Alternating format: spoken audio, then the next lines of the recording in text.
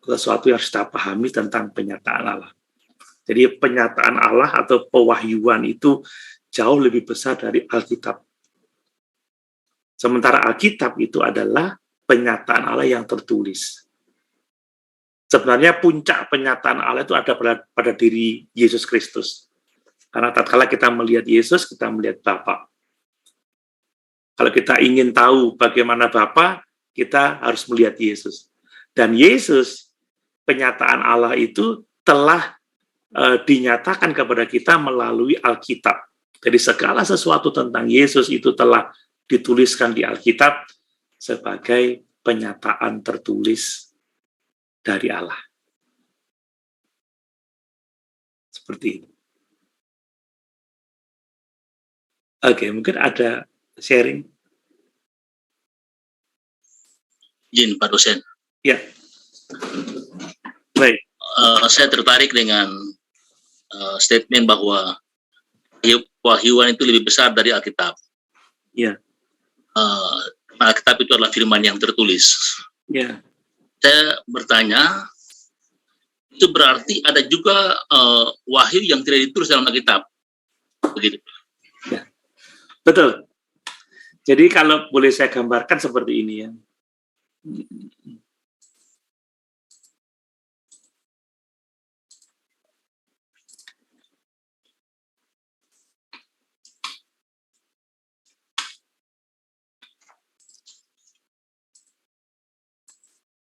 Oke, Allah. Jadi Allah dalam kasih karunia-Nya itu telah berbicara kepada manusia. Ya. Jadi Allah itu telah berbicara kepada manusia. Dan ini adalah mujizat yang menurut saya paling besar. Karena kalau Allah tidak berbicara kepada manusia, Allah tidak membuka dirinya kepada manusia, maka tidak ada seorang pun yang dapat mengenal Allah dengan besar. Dengan benar, ya maksud saya. Sebab manusia adalah makhluk ciptaan terbatas, ditambah lagi dengan dosa, kematian rohani. Maka tanpa Allah menyatakan dirinya kepada kita, kepada manusia, maka manusia tidak akan pernah mengenal Allah, terpisah dari Allah untuk selama-lamanya, dan sudah jelas kita akan mengalami kematian kekal. Nah, Allah berinisiatif untuk membuka dirinya kepada manusia, ini yang disebut dengan wahyu, penyataan. Dan wahyu ini jelas lebih besar dari Alkitab, karena Allah menyatakan diri itu dengan berbagai macam cara. Mulai dari sejak awal ya, Allah itu berbicara langsung kepada Adam dan Hawa. Contohnya begitu. Kemudian Allah menyatakan dirinya melalui para nabi. Ini yang khusus ya. Kemudian puncaknya Allah menyatakan dirinya melalui Yesus Kristus. Dan melalui para nabi dan rasul ini, Allah pada akhirnya memberikan kita Alkitab. Jadi Alkitab itu adalah bagian dari penyataan Allah. Salah satu bentuk penyataan Allah yaitu penyataan yang tertulis. Sementara Allah telah menyatakan itu dalam berbagai macam cara, seperti yang dituliskan di dalam Ibrani pertama ayat yang ketiga itu.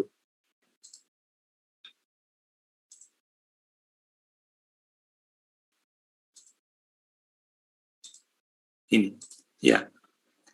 Setelah pada zaman dahulu Allah berulang kali dan dalam berbagai cara berbicara kepada nenek moyang kita dengan perantaraan nabi-nabi, ini penyataan berbicara dengan perantaraan para nabi-nabi, maka pada zaman akhir ini ia telah berbicara kepada kita dengan perantaraan anaknya, Yesus Kristus, yang telah ia tetapkan sebagai yang berhak menerima segala yang ada.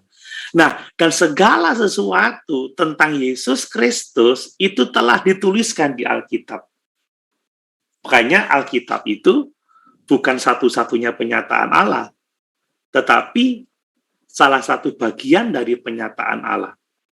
Nah, dalam konteks kita sekarang, Allah berbicara kepada kita tidak lagi melalui para nabi, tidak lagi melalui para rasul, juga Yesus sudah ada di surga sekarang kan.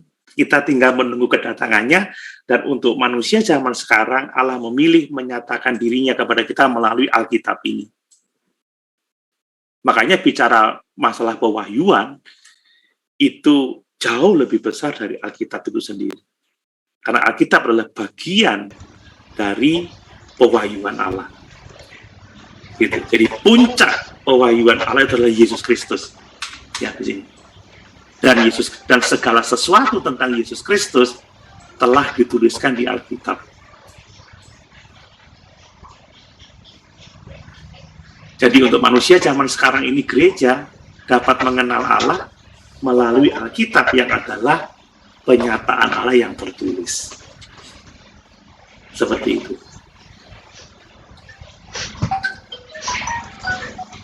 Jadi kesimpulannya kita sangat beruntung ya. Iya Pak. Kalau zaman mujizat terbesar itu adalah ketika Allah berbicara kepada kita. Jadi Allah telah berbicara yang pertama melalui wahyu umum, melalui alam semesta ini, kemudian melalui nabi-nabinya, kemudian melalui Yesus Kristus, kemudian melalui para rasul, dan semua itu yang penting buat kita sekarang telah dinyatakan kepada kita melalui Alkitab sebagai wahyu tertulis. Ya. Jadi bersyukur yang hidup di akhir zaman. Betul. Sekarang kita sudah mempunyai wahyu tertulis. Tinggal kita bolak-balik, kita baca, kita cintai, kita renungkan siang dan malam. Jadi itu maksudnya Alkitab bukan satu-satunya wahyu Allah. Karena ada wahyu umum, ada wahyu khusus. Kenyataan melalui para nabi, Yesus Kristus sebagai puncak penyataan Allah, dan para rasul dipakai oleh Allah untuk menyatakan Yesus Kristus kepada kita dan firman-Nya yang lain, dan itu dituliskan. Makanya rasul-rasul dan nabi-nabi itu tidak hanya berbicara secara verbal, tetapi dia juga berbicara secara tertulis. Gitu. Dan kita memegang Alkitab sebagai kanon tertutup. Istilahnya tidak ada lagi wahyu baru selain yang ditulis di Alkitab. Kalau komunikasi dengan Allah bisa sangat pribadi, itu hubungan pribadi dengan Tuhan. Ada orang yang merasakan Tuhan, ada orang yang merasa intens seperti Paulus, ya, dia dibawa oleh Tuhan dan melihat langit tingkat keberapa itu, tingkat ketiga itu. Dan itu pengalaman pribadi, itu bisa saja terjadi. Tetapi untuk pewahyuan, maka pada akhir zaman ini Allah berbicara kepada kita melalui Alkitab sebagai wahyu tertulis. Seperti itu.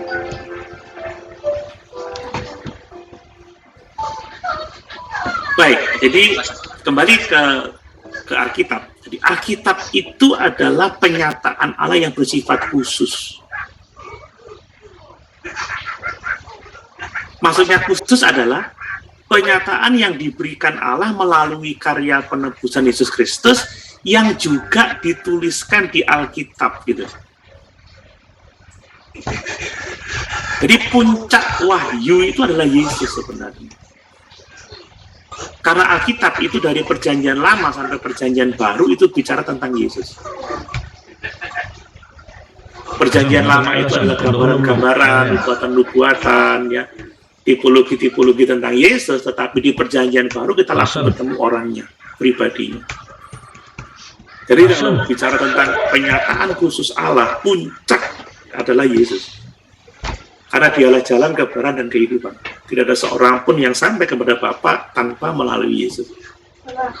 Dan Alkitab ini khusus karena apa? Diperuntukkan bagi mereka yang percaya pada pemberitaan Injil Yesus Kristus. Alkitab ini hanya untuk orang yang percaya loh ya. Sebab orang sebelum terima Yesus sebagai Tuhan dan Juru Selamat pribadi, bolak-balik baca Alkitab, itu nggak akan bisa memahami Alkitab.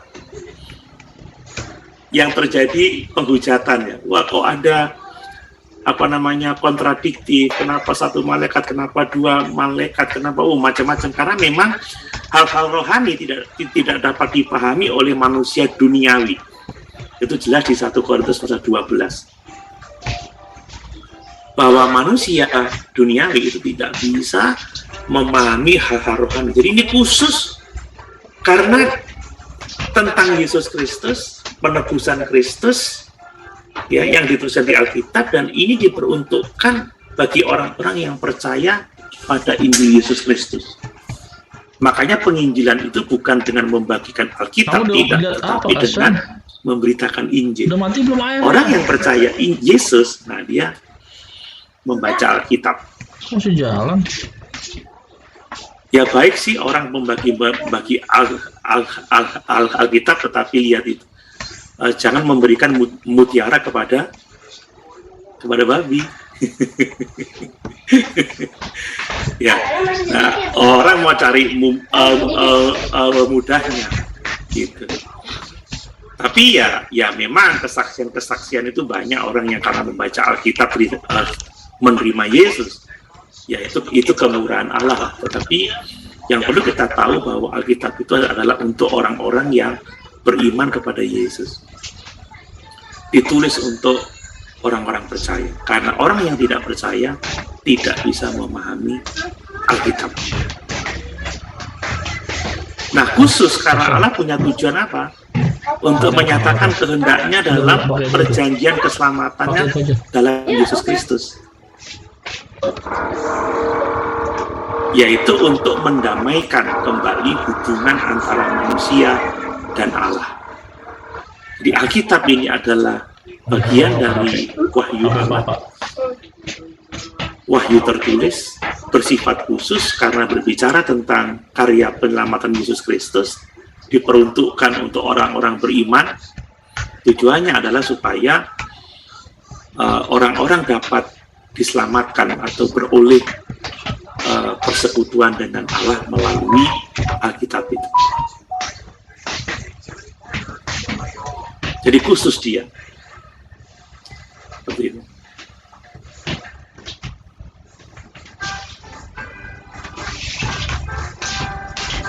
Oke, kita akan melihat sifat wahyu khusus ya. Ya, terutama Alkitab ini coba kita analisis dari Ibrani pasal 1 ayat 1 sampai 3. Jadi kita perlu tahu bahwa Allah itu menyatakan dirinya dalam penyataan khusus. Dan penyataan khusus atau Yesus Kristus ini, ya, yang khusus itu diberikan melalui perkataan atau firman yang pada akhirnya ditulis gitu. Jadi kronologinya seperti itu.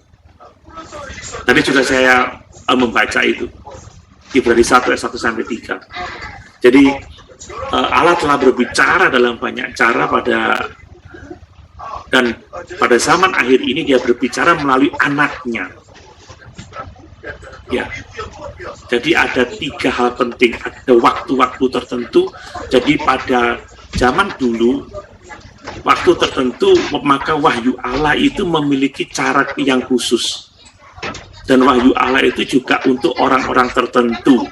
Nah, bagian kita sekarang adalah waktu kita sekarang, cara khusus Allah kita adalah melalui Alkitab. Jadi khusus kepada orang perjanjian lama melalui para nabi dan melalui kitab-kitab Taurat. Ya kan? Pada zaman perjanjian baru, Yesus Kristus langsung dia datang, dia menyatakan diri. Dan pada zaman kita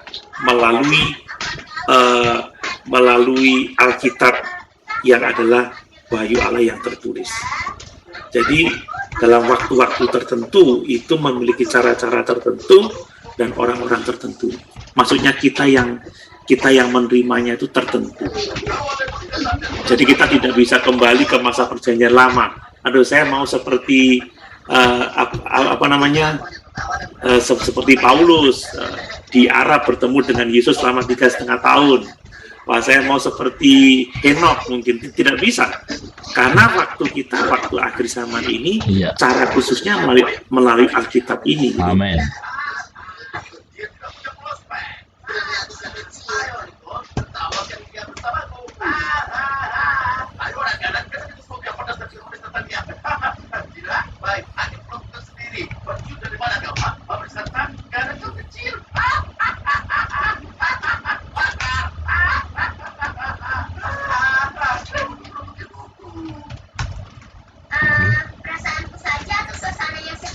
Jadi arahnya, ya silakan Pak Petrus. Ya, Pak, sebagai hamba Tuhan dalam pelayanan kita mengimani contohnya seperti Paulus dalam melayani Tuhan, dia ingin tahu kehendak Tuhan, dapat mimpi Mimpi. Ya, ada petunjuk bahwa ada yang mengambil-ambilkan tangan, Ya. sehingga dia dapat kesimpulan ke sana. Nah, sebagai hamba Tuhan, kita juga mungkin bisa dapat itu sebagai pesan dari Tuhan ya dalam pelayanan secara khusus. Ya, itu sangat dimungkinkan Pak, karena Allah kita hidup ya. Karena Allah kita adalah Allah yang bangkit dan Allah yang hidup. Setiap orang mempunyai pengalaman khusus dengan Tuhan. Tetapi pengalaman pribadi seperti itu tidak boleh dijadikan sebagai ukuran juga untuk orang lain. Jadi maksud saya, pengalaman pribadi dengan Tuhan itu kan sangat subjektif sekali, dan itu tidak bisa kita jadikan landasan teologi yang sifatnya umum ya. Itu untuk kita mungkin bisa, dan itu tidak bisa dipakaikan untuk dikenakan kepada orang lain, karena sifatnya itu kan khusus, sifatnya itu sangat pribadi. Dan pengalaman subjektif itu harus diuji berdasarkan Alkitab. Sebab apa? Sebab bisa saja pengalaman itu benar terjadi, tetapi belum tentu orang itu memahaminya dengan tepat. Ya, seperti contoh, saya merasa mendengar suara Tuhan. Itu mungkin benar-benar saya mendengar sesuatu, tetapi persepsi saya itu suara Tuhan atau suara yang lain atau suara diri saya sendiri, saya tidak bisa memastikan itu. Saya harus mengujinya berdasarkan Alkitab yang seperti itu.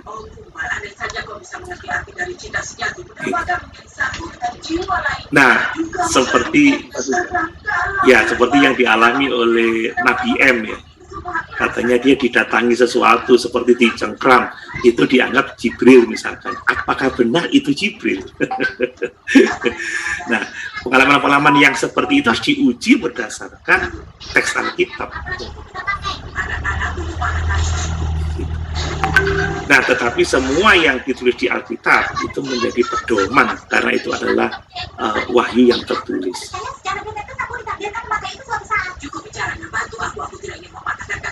Baik, jadi kembali kepada wahyu khusus itu terbatas pada Yesus Kristus dan kitab suci. Nah ini. Seperti ini. Jadi semua yang diketahui tentang Kristus itu melalui kitab suci. Oleh karena itu dapat dikatakan bahwa wahyu khusus terbatas pada kitab suci. Jadi segala informasi yang seharusnya kita jadikan menjadi pengajaran kekristenan kita haruslah berasal dari Alkitab. Ya memang ada sumber-sumber lain ya. Contohnya Quran juga bicara tentang Kristus katanya, tetapi itu berbeda. Karena Yesus di Quran berbeda dengan Yesus di Alkitab. Namanya aja keliru, beda. Isa. Ya, mamanya aja beda. Miriam anaknya. Di mana kamu gado-gado? Siapa itu? Amran. Padahal Amran itu. Iya. Kemudian itu bapaknya. Ya itu, makanya kan sudah beda sekali. Makanya semua yang dapat kita ketahui tentang Kristus sumbernya harus dari Alkitab. Ya memang saya senang dengan Christian Prince ya, dia menggunakan Alkitab untuk menangkap orang kepada Kristus. It's okay, tetapi dalam berteologi Kristen Alkitab harus menjadi satu-satunya sumber, dan sumber yang lain tentunya salah satu sumber utama maksud saya sola scriptura, untuk kita dapat mengenal siapa Yesus Kristus itu. Seperti kesaksian Yohanes dalam Yohanes pasal 20, ya, semua ini ditulis supaya kita dapat mengenal dan beroleh iman dan diselamatkan di dalam Tuhan Yesus Kristus.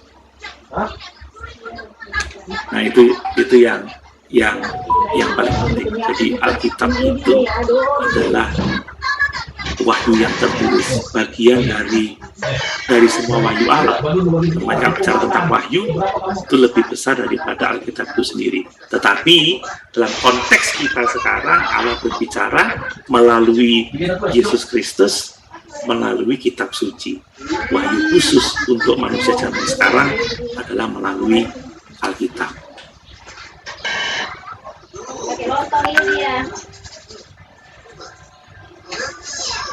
Oke, saya mau menekankan lagi tentang kebutuhan manusia tentang wahyu khusus ini. Supaya kita lebih mencintai Alkitab dan setia memberitakan Alkitab. Jadi wahyu khusus itu diperlukan karena memang kondisi manusia yang buta, berdosa disebabkan oleh kejatuhan. Ya, kita tahu kejadian pasal yang 3, pemberontakan Adam dan Hawa di Taman Eden.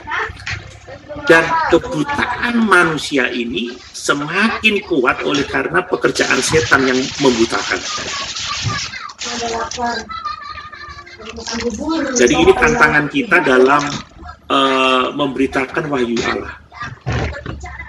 Sebenarnya manusia itu tidak bisa memahami Alkitab bukan karena intelektualnya, tetapi karena buta secara rohani.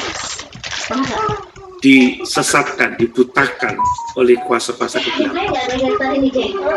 Nah, ini Paulus tulis di dalam Efesus 4 ayat 17 sampai 19.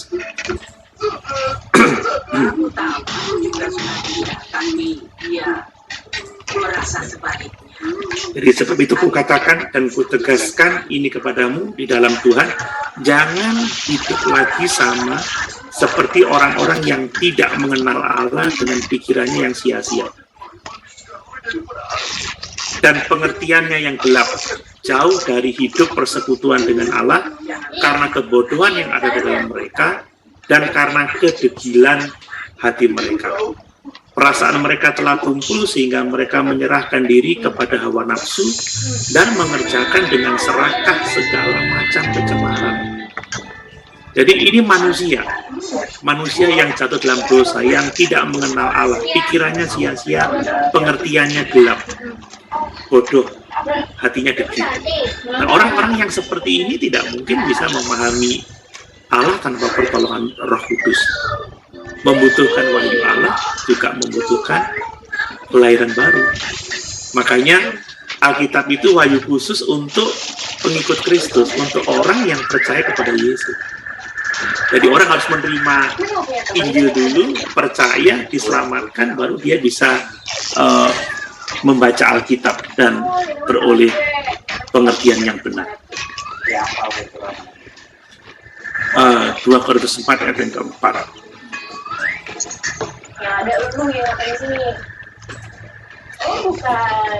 Yaitu orang-orang yang tidak percaya, yang pikirannya telah dibutakan oleh ilah zaman ini, sehingga mereka tidak melihat cahaya Injil tentang kemuliaan Kristus yang adalah gambaran Allah. Jadi ini persoalannya. Jadi ini menuntut wahyu khusus agar Tuhan dapat menyatakan dirinya dan rencana keselamatannya, sehingga manusia dapat didamaikan dari kondisi keterasingannya dengan Tuhan, dipulihkan dan beroleh persekutuan dengan Tuhan. Ini pentingnya wahyu khusus.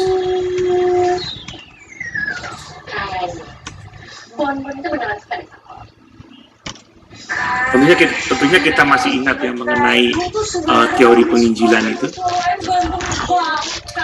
Jadi ketika seseorang ini menyatakan firman Allah kepada seseorang yang belum percaya, maka ada kesaksian verbal, ya, kesaksian verbal ini adalah wahyu dari Alkitab, di Injil, Yesus Kristus diperdengarkan, maka Roh Kudus dia berbicara kepada orang itu untuk membuka pikirannya sehingga bisa mengerti kebenaran Alkitab itu. Jadi selalu dibutuhkan pertolongan Tuhan untuk bisa memahami Alkitab. Makanya Alkitab itu adalah wahyu khusus untuk orang-orang yang sudah percaya kepada Yesus Kristus. Kita nggak bisa mengharap orang yang nggak beriman membaca Alkitab dan mengerti, itu sangat sulit sekali. Bahkan tidak mungkin. Hanya orang-orang yang sudah lahir baru, yang bertobat, yang bisa melihat cahaya kemuliaan Kristus sebagaimana dinyatakan di dalam Alkitab. Makanya Alkitab itu berpusat pada Yesus. Wahyu khusus itu berpusat pada pribadi Yesus. Jadi ketika kita membaca Alkitab, sebenarnya yang mau Tuhan nyatakan kepada kita adalah Yesus Kristus. Yesuslah yang mengungkapkan siapa Tuhan, rencana keselamatannya. Yesuslah yang menjadi pusat dari kesaksian kitab-kitab suci dan rencana keselamatan Allah kepada umat manusia. Jadi kalau kita membaca Alkitab dengan cara yang benar, kita tahu bahwa wahyu itu pusatnya adalah Yesus, maka sebenarnya ketika kita mengajarkan Alkitab, kita memuliakan Yesus. Karena semua berbicara tentang Yesus. Itulah teologi. Kita bicara apa saja, maka senternya, porosnya itu adalah Tuhan. Porosnya adalah Yesus Kristus.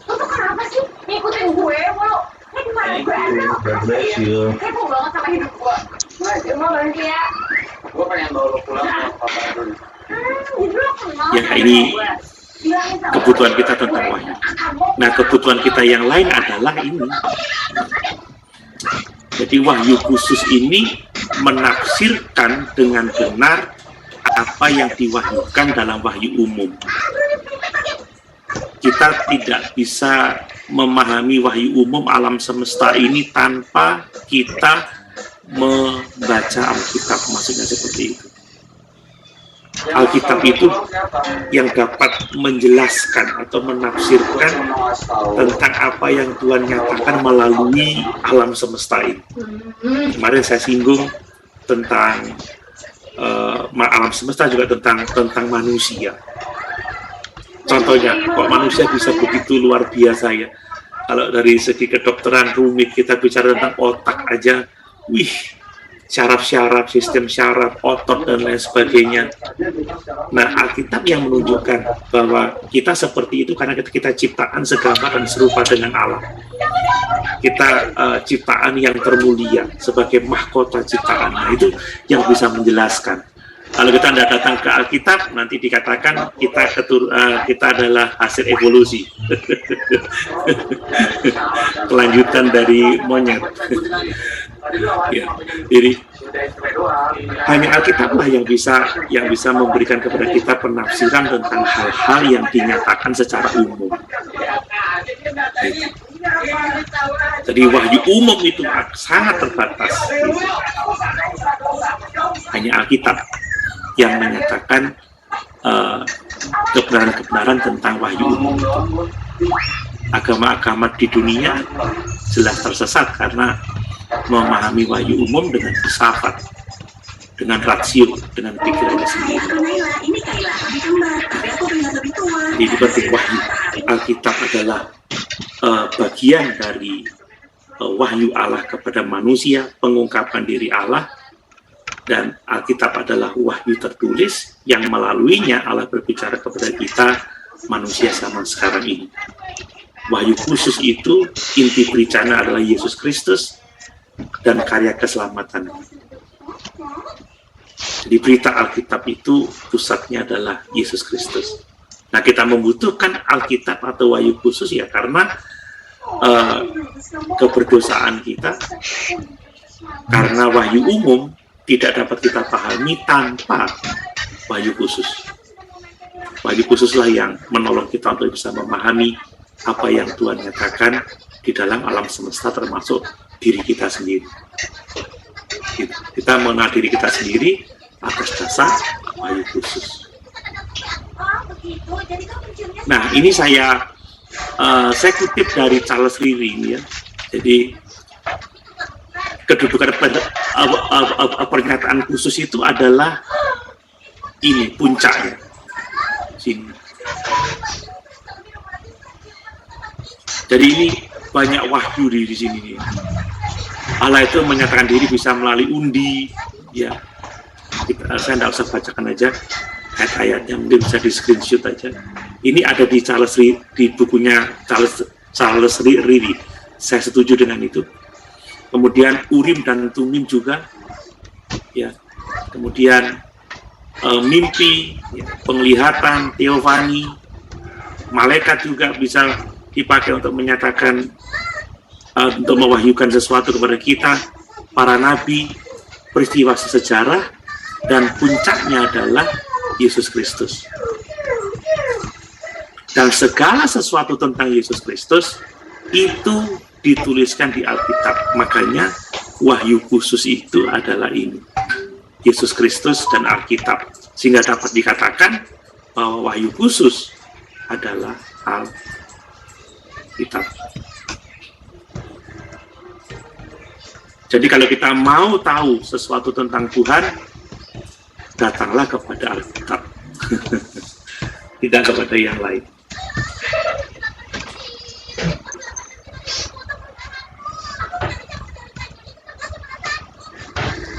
Makanya saya sering kali ngomong, khotbah yang tidak mengajarkan Alkitab itu bukan firman Tuhan, bukan wahyu Tuhan. Karena memang wahyu khusus itu adalah Alkitab. Nambah lagi. Memang puncak penyataan Allah adalah Yesus Kristus, tetapi semua tentang Yesus Kristus ditulis di dalam Alkitab. Oke, mungkin ada sharing, mungkin ada pertanyaan. Masih belum suaranya Tenzo. Hasan. Pertanyaan apa ya? Iya, Bapak dosen izin Pak. Silakan Pak Tomoni. Ya bukan. Pak Depretes Pak. Oh, pada Depretes, hampir sama suaranya. Ya. Bapak. Bapak tertarik juga dengan beberapa pernyataan tadi bahwa khotbah yang tidak sumber dari Alkitab itu, ya itu kita mesti hati-hati atau kalau perlu diabaikan begitu ya. Saya melihat banyak hal yang terjadi di akhir-akhir ini. Banyak yang memaksakan kehendaknya untuk pengalaman dengan Tuhan itu diangkat, Pak. Ya. Lalu dipaksakan untuk menjadi satu, semua orang harus seperti itu. Ya, misalnya ada yang bilang dia pernah ke surga dan dia bicara tentang surga, tentang beberapa hal. Kita lihat di Alkitab ada yang betul, tapi ada juga yang tidak betul. Ya. Ini bagaimana kita bersikap ini? Ya. Oke. Jadi teologi, sebagaimana kita sudah bahas kemarin, itu adalah, kalau saya tidak ngomong teologi sistematika ya, mungkin saya pendekkan aja, adalah pengetahuan tentang Allah dalam hubungannya dengan ciptaannya, yang bersumber dari Alkitab sebagai sumber utamanya, dan sumber-sumber lain yang relevan. Jadi sumber-sumber lain yang relevan itu adalah teologi yang sudah ada, atau histori teologi. Jadi teologi yang sudah pernah dikembangkan dan dipertahankan oleh orang-orang percaya. Itu juga bisa wahyu umum ya. Wahyu umum itu adalah alam semesta. Kalau kita melihat alam semesta, bahkan kita melihat diri kita sendiri saja, kita terkagum-kagum ya. Kita bisa bisa mengenal bahwa Tuhan itu dahsyat luar biasa. Kemudian filsafat juga bisa menolong kita karena filsafat memberikan ways of thinking, cara berpikir untuk kita bisa memahami konsep Alkitab. Ya, seperti contoh Trinitas ya. Trinitas itu tidak ada kata di Alkitab, tetapi Trinitas itu adalah kata yang dapat menjelaskan konsep Alkitab tentang keberadaan Tuhan Allah kita. Dan itu juga bisa menyangkut pengalaman-pengalaman hidup seseorang. Tetapi pengalaman-pengalaman hidup seseorang kan sifatnya subjektif. Nah, hal-hal yang subjektif itu harus diuji terlebih dahulu berdasarkan teks Alkitab. Bisa saja pengalaman itu real terjadi, tetapi persepsi kita terhadap pengalaman itu bisa berbeda-beda. Ya, orang berbicara, saya mendengar suara Tuhan padahal suara diri sendiri gitu. Seperti saya pernah menangani kasus sodomi ya, ada pendeta yang sodomi kan sudah keterlaluan sekali tuh. Itu bukan pendeta dan itu bukan hamba Tuhan, itu hamba setan. Nah, kemudian mengancam ini orang tua yang anaknya di sodomi itu, lalu dia bilang begini, Pak Pendeta tolong kasusnya ditutup aja ya. Loh, kenapa Ibu? Tuhan bicara sama saya. Hebat ya. Kapan Bu? Waktu saya keramas katanya.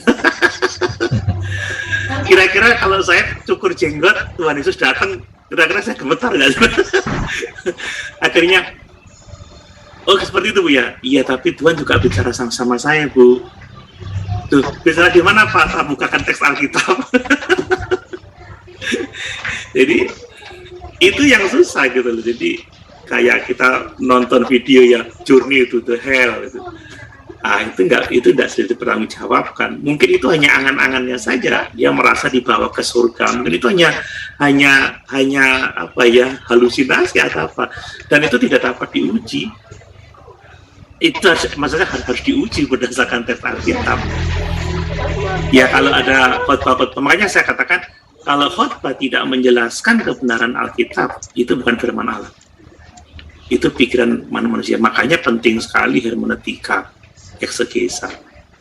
Dan memang khotbah-khotbah yang ekspositori itu dalam tanda kutip menjemukan.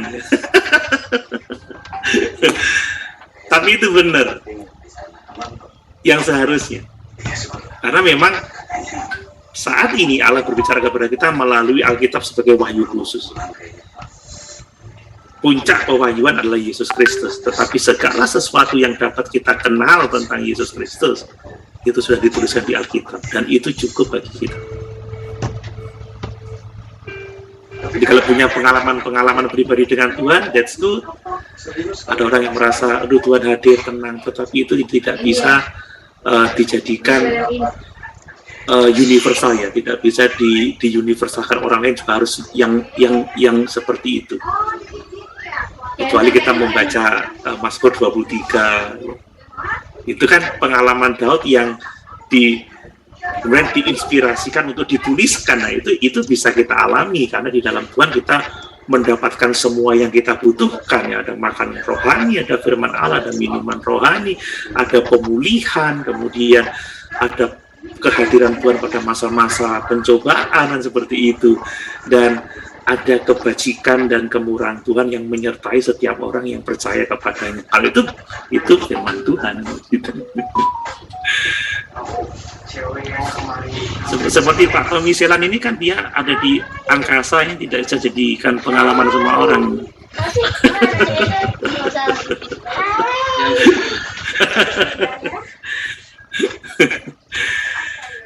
Oke. Terima kasih Bapak. Sama-sama. Ya, Pak ingin bertanya ini. Silakan.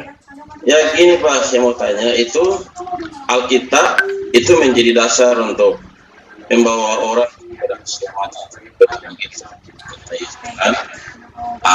Tapi tidak dengan cara-cara yang di luar daripada dasar Alkitab. Ya, itu kenyataan hari ini banyak yang muncul dinamakan sebagai komunitas, misalnya komunitas itu mereka lebih kepada hanya firman Tuhan itu bukan hanya sebagai sebagai fasilitas saja, jembatan untuk mereka, tapi lebih banyak mereka kepada tindakan-tindakan atau kegiatan sosial untuk membawa orang kepada keselamatan dengan cara-cara tertentu itu. Sehingga ini apakah ini bagaimana menurut Bapak seperti apa? Karena sekarang lebih banyak orang mau yang seperti itu lewat komunitas misalnya. Komunitas kan lebih banyak kumpul-kumpul, selesai kegiatan. Jadi ibadah mereka lakukan itu hanya sebagai formalitas untuk bisa jalan kegiatan sosial. Kumpul-kumpul itu kan pasti selesai ada makan, ada kado, ada lain sebagainya.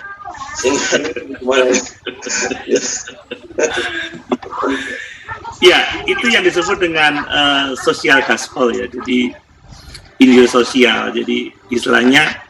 Tapi ya banyak timnya yang datang. Iya, itu yang saya sebut dengan Injil murahan ya. Sebenarnya Injil yang benar itu kan berbicara mengenai keberdosaan kita, kebutuhan manusia akan keselamatan. Bahwa manusia itu terasing dari Allah karena dosa-dosanya. Dan bahwa manusia itu tidak dapat menyelamatkan diri dari dosa. Gitu. Kemudian Yesus itu adalah juru selamat yang telah mati dan bangkit untuk pengampunan dosa manusia, dan siapa yang datang kepadanya, percaya kepadanya untuk pengampunan dosa, maka dia diselamatkan. Nah, intinya hanya itu. Jadi sebelum orang-orang itu datang kepada Yesus karena dosa-dosanya, datang untuk pengampunan dosa dan datang untuk mengikuti Yesus, sebenarnya orang itu belum lahir baru. Makanya sebenarnya keselamatan bukan terletak pada hanya sekedar profes atau pengakuan kita, tetapi apakah ada buah-buah keselamatan? Tidak, itu yang paling penting.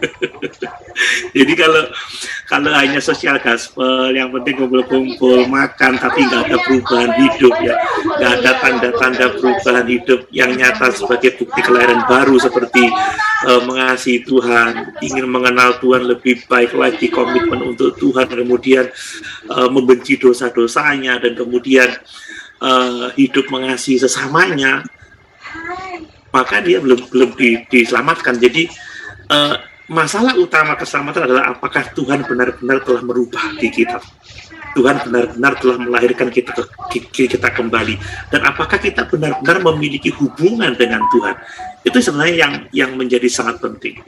Makanya besok ketika kita belajar tentang Allah ya, sedikit tentang Allah, maka kebutuhan terbesar manusia adalah mengenal Allah yang benar. Karena tanpa mengenal Allah yang benar, segala sesuatu itu tidak ada artinya. Ya, kalau orang mau bermegah, jangan bermegah karena kekayaannya, karena kekuatannya, karena apapun juga, tetapi bermegahlah karena dia mengenal Allah yang benar. Di dalam Yohanes pasal 17 dikatakan apa ayat yang ketiga? Inilah hidup kekal itu jikalau kamu mengenal Bapa yang mengutus aku dan mengenal aku, anaknya yang diutus itu. Nah, pengenalan Allah yang benar hanya dimungkinkan melalui pewahyuan, kan begitu. Karena semua usaha manusia mengenal Allah di luar wahyu itu adalah spekulasi saja. Itu filsafat. Dan filsafat itu bukan teologi, karena filsafat itu adalah usaha untuk memahami hakikat segala sesuatu berdasarkan rasio semata-mata. Tapi kalau teologi adalah berusaha memahami kebenaran berdasarkan Alkitab sebagai sumber utamanya dan sumber-sumber lain yang relevan tentunya. Itu bahaya sekali, Pak. Makanya ada banyak orang yang berseru Tuhan Tuhan tetapi tidak diselamatkan. Nah, sekarang pendeta-pendeta ini bagaimana? Mau jadi pendeta populer atau mau jadi pendeta yang memberitakan firman, seperti itu?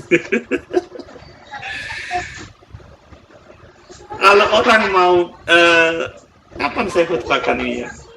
Seseorang yang berdiri teguh pada kebenaran, yang memberitakan Injil yang sehat, itu pasti akan banyak mengalami konflik. Pasti nggak akan disukai. Karena manusia itu lebih suka kegelapan daripada terang. Kalau ditelanjangi dosanya itu marah, Pak, pendetanya dilempar batu, Pak. Nah, kalau habis khotbah penderanya diajak makan, itu saya pikir tuh khotbahnya nanti tidak menyinggung. Saya pernah diajari pahit. Kalau kamu khotbah, pendengarmu nggak tersinggung, nggak marah, kamu nggak berhasil. Berarti kamu khotbahnya itu menyenangkan hati orang, menghibur, sukses, nemplak dosa, menegur, membawa orang kembali kepada Allah, dilempar batu. Kamu. Mana ada nabi-nabi yang diajak makan setelah khotbah? Bahkan Yeremia dibuang ke sumur, ya. Siapa itu?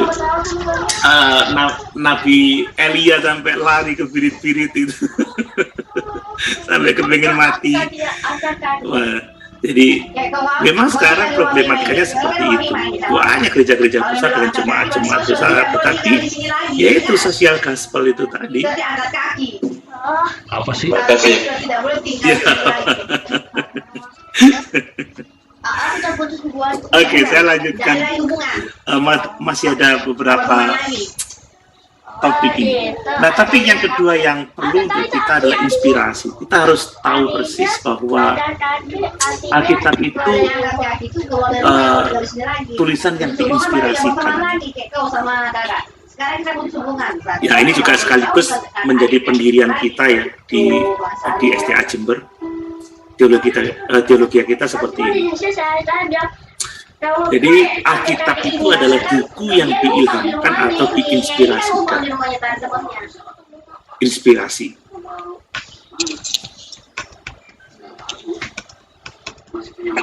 Ada banyak buku hebat ya. Saya banyak diberkati dengan banyak buku juga, tetapi hanya Alkitab yang diinspirasikan.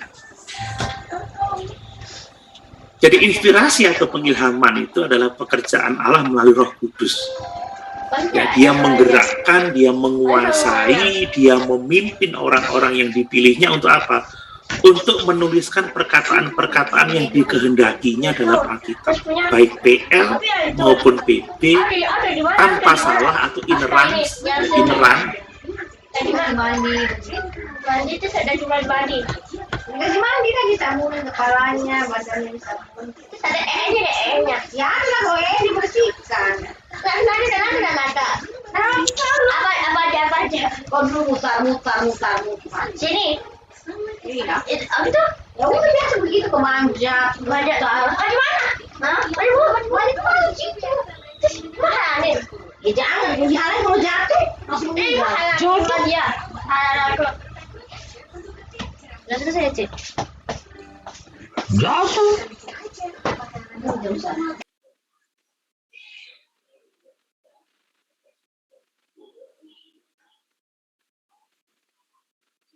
Jaringan Pak dosen ya. Suaranya hilang ya, toh? Inu. Iya. Suaranya hilang Pak dosen. Iya.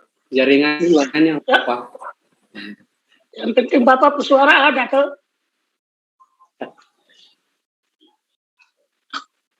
Iya. Bapak yang di Membramo sana boleh. Pak Ketua lanjut sudah. Bapak kita sementara lagi di Manado karena membantu baru meninggal beberapa hari lalu. Bapak di Manado kah? Ya. Ada harus Bapak berubah wajah ya? Ya. Aduh. Turut berduka cita Pak Beni. Ya. Terima kasih Pak. Karena kasih kuat Bapak. Selamat. Amin. Tuhan hiburkan. Maaf, saya sempat terhilang ya. Iya Pak. Ya lanjut Ya. Pak. Sama Om. Jaringan kurang bagus. Terpental. Jangan bilang setan marah ya, karena kita ngomong kebenaran. Nah, ini karena teknologi, karena ada gangguan sinyal ini. Oke.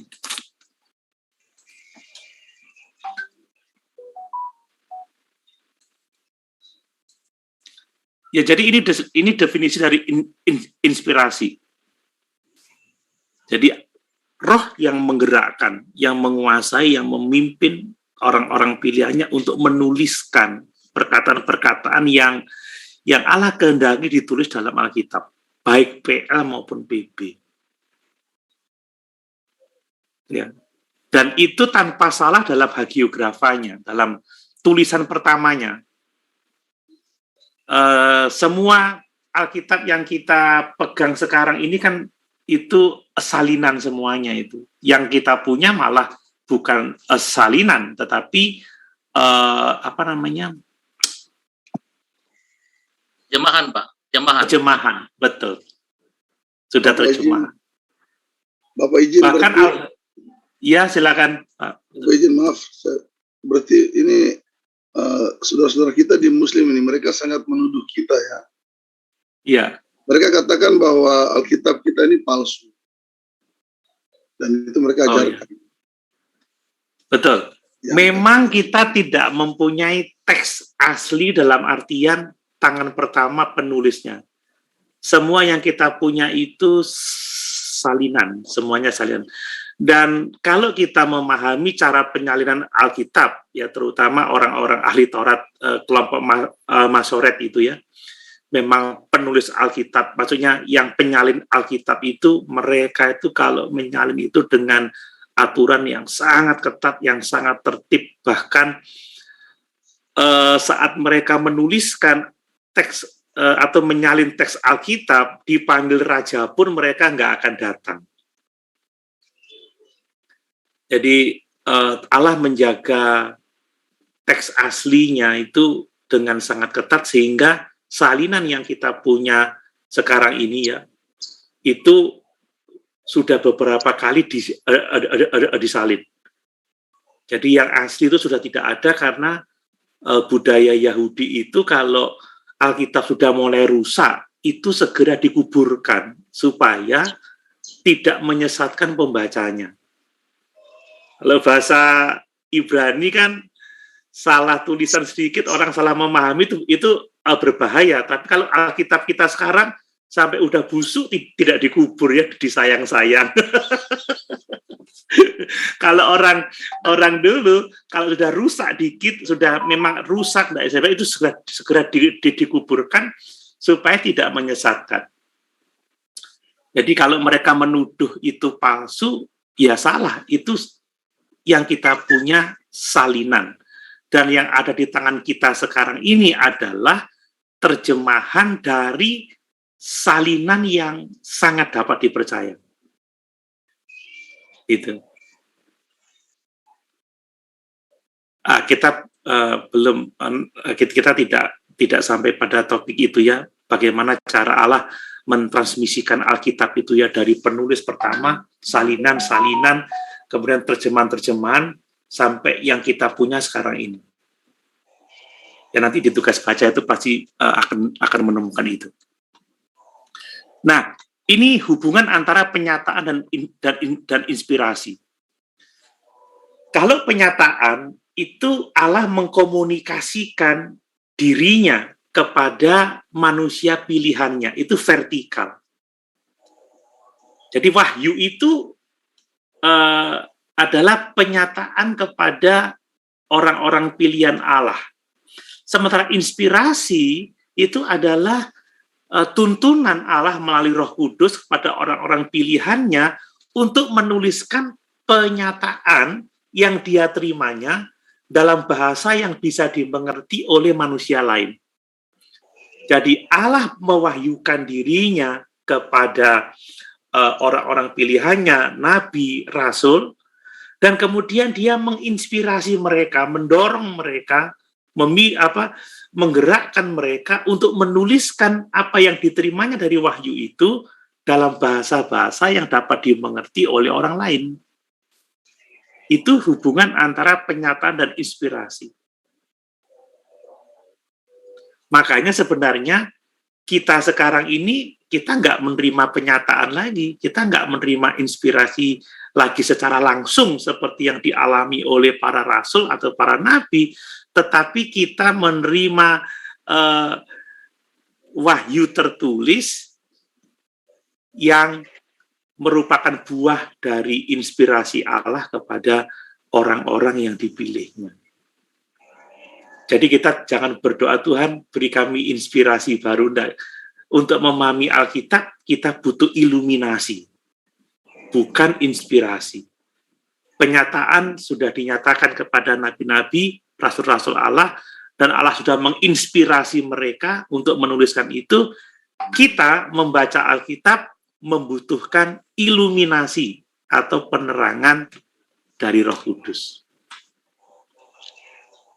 Itu.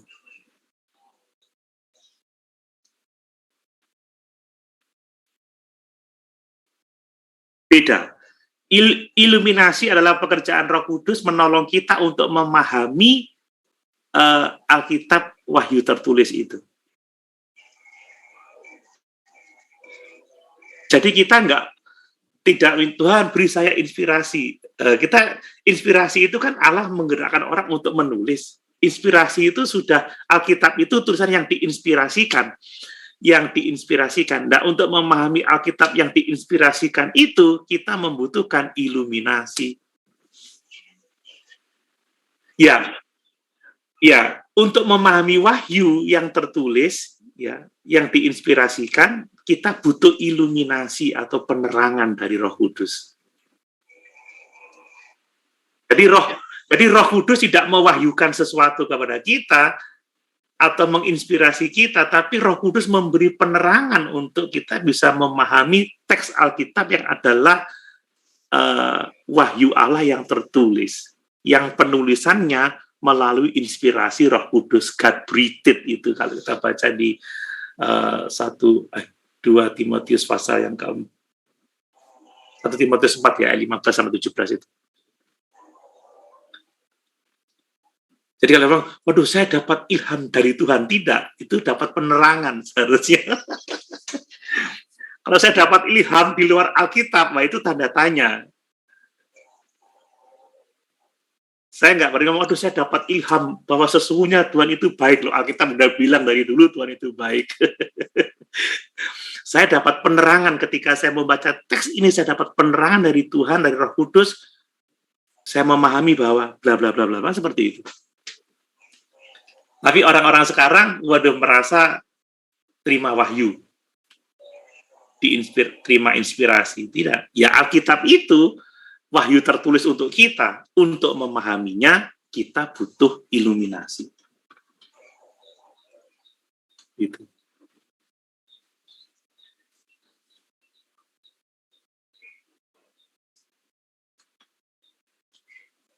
Nah, bukti-bukti inspirasi Alkitab itu banyak sekali ya. Jadi di Alkitab itu ada penyataan yang luar biasa di luar kemampuan berpikir manusia. Seperti contoh tentang dosa. Musa tahu dari mana tentang dosa kalau bukan wahyu dan inspirasi. Tentang manusia, penciptaan. Tidak ada seorang pun yang tahu karena kita adalah ciptaan. Tentang keselamatan dalam Yesus Kristus, ini butuh inspirasi, ini butuh wahyu yang butuh inspirasi. Di mana Allah menggerakkan orang-orang untuk menulis apa yang telah dinyatakan kepada orang itu. Tritunggal misalkan. Banyak lagi tentang malaikat, tentang setan-setan. Tentang neraka, tentang surga. Itu membuktikan bahwa Alkitab itu diinspirasikan. Kemudian adanya nubuatan-nubuatan yang sudah digenapi. Itu bukti inspirasi Alkitab. Nah, kemudian ini, sejarah yang jauh di luar pengetahuan manusia. Seperti kejadian penciptaan itu. Sehingga kalau orang tidak datang kepada Alkitab, teori Big Bang yang keluar seperti itu kan. Nah ini bukti dari inspirasi. Kemudian adanya penyataan-penyataan yang mengubah hidup manusia dari zaman ke zaman. Jadi orang yang percaya Yesus baca Alkitab hidupnya pasti berubah. Dan orang yang percaya Yesus pasti baca Alkitab. Saya senang pernyataan dokter siapa itu ya, bahwa ada dua yang mengubah hidup kita, yaitu Alkitab dan orang lain.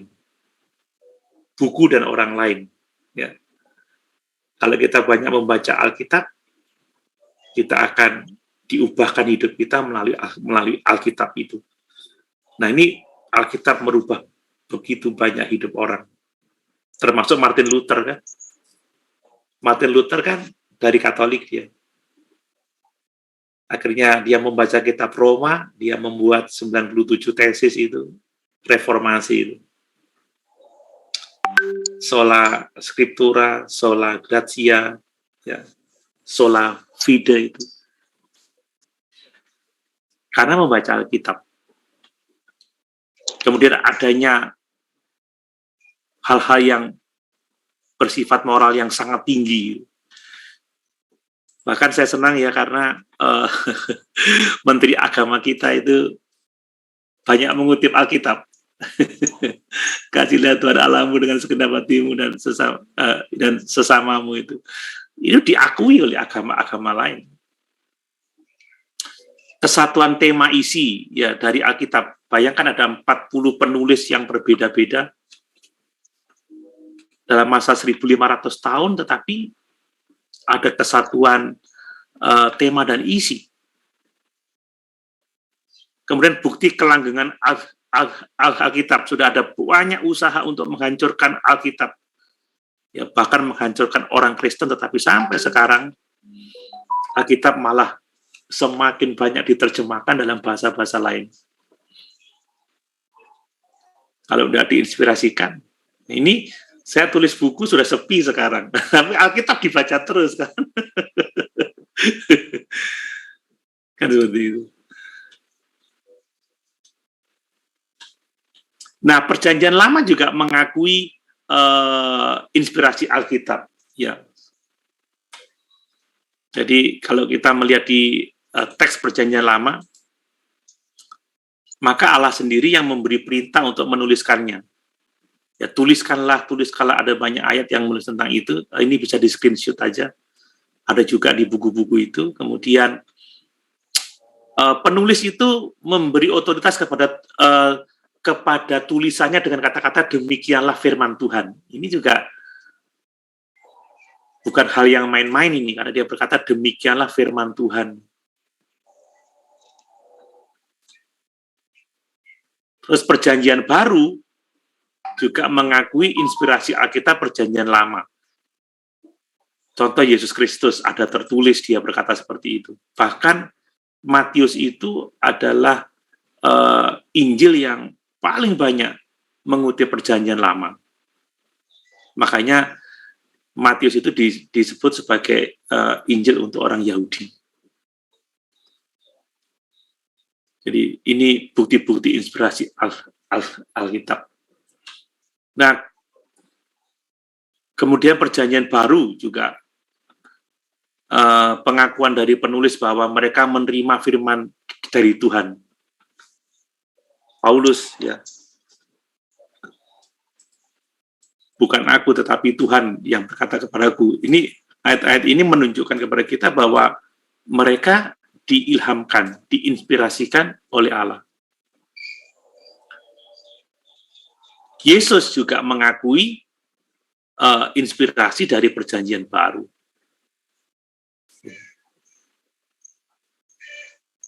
Yohanes 16 ayat 7 bahwa roh yang akan menuntun para rasul penulis Alkitab itu kepada seluruh kebenaran. Jadi ini menegaskan bahwa Alkitab adalah wahyu Allah yang tertulis, penulisannya itu diinspirasikan. Bukan atas kehendak manusia, kata Petrus. Itu sebabnya Alkitab tidak bisa dipahami menurut kehendak manusia atau menurut tafsiran manusia atau menurut pikiran manusia, tetapi Alkitab harus ditafsirkan menurut kehendak Allah.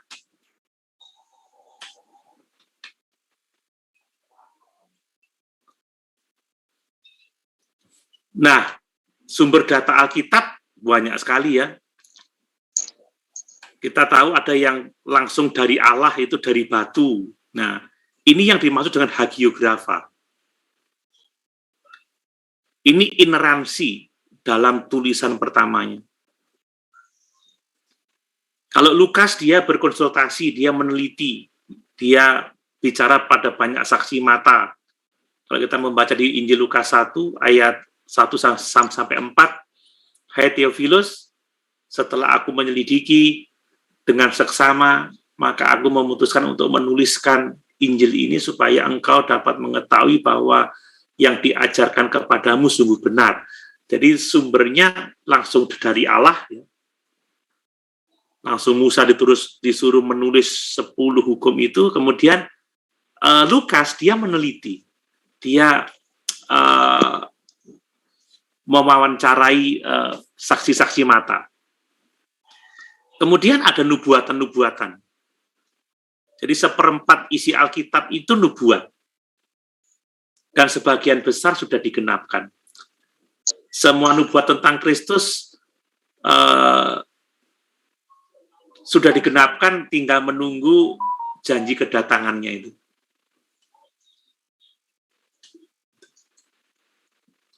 Bahan sejarah, nah ini.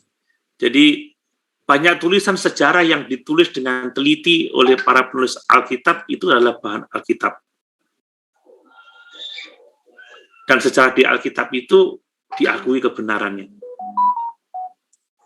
Nah, ada hal-hal yang lain termasuk kebohongan dan setan itu penulisannya diinspirasikan.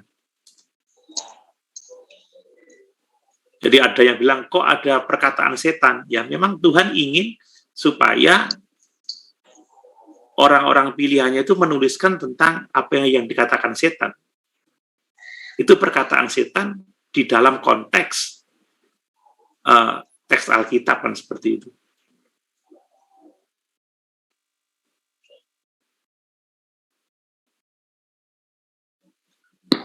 Izin tanya Ya, Pak. Silakan Pak Denny. Berarti yang tadi yang perkataan setan, apakah itu ilham atau wahyu dari Tuhan? Ya, itu aja Om. Itu aja Pak. Ya, baik. Jadi kan sumber itu ada yang langsung dari Allah.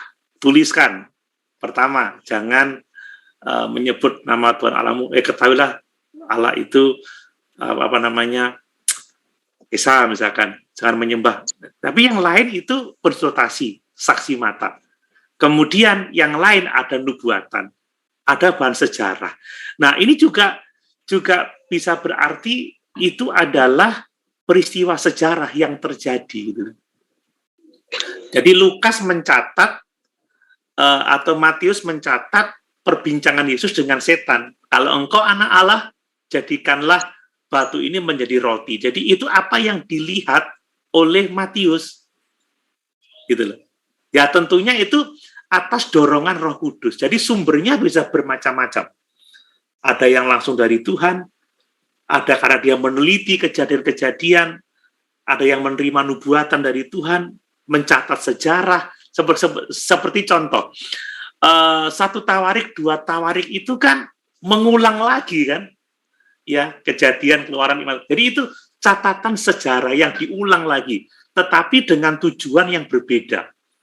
Kadang kitab Tawarik itu dalam kisah yang sama itu menceritakan 2 hal yang berbeda. Contoh, kalau di kitab Raja-Raja tidak diceritakan mengenai dosa-dosa Salomo, tapi di kitab Tawarik dosa Salomo diceritakan di sana, misalkan seperti itu. Jadi itu bahan sejarah.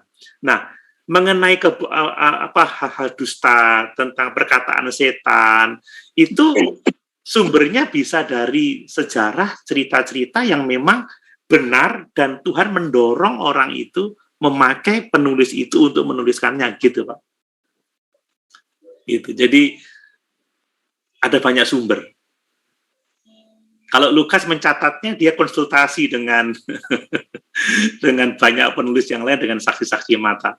Jadi itu sumbernya bisa bermacam-macam, tetapi penulisannya diinspirasikan, dia digerakkan oleh Roh Kudus untuk menuliskan peristiwa sejarah itu. Oke. Terima kasih Om. Terima kasih. Baik, sama-sama Pak. Nah ini Bapak kalau pandangan saya mengenai setan Ya, yang Alkitab sampaikan supaya kita tahu bahwa setan itu betul-betul ada. iya Itu betul, firman Pak. Allah. Kalau tidak kita nggak bisa percaya ada setan.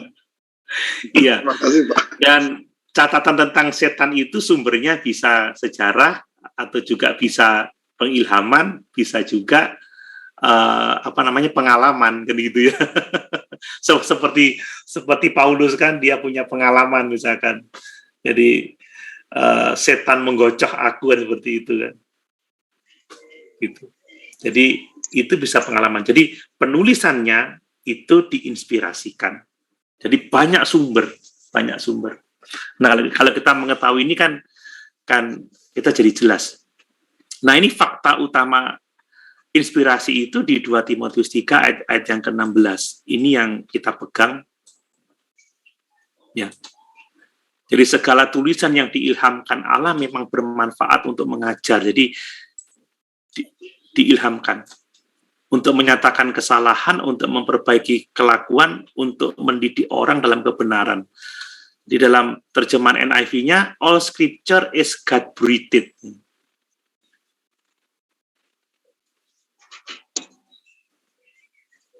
Jadi diilhamkan. Kalau dalam bahasa Inggrisnya, dalam bahasa aslinya seperti ini. 2 Timotius 3 yang ke-16.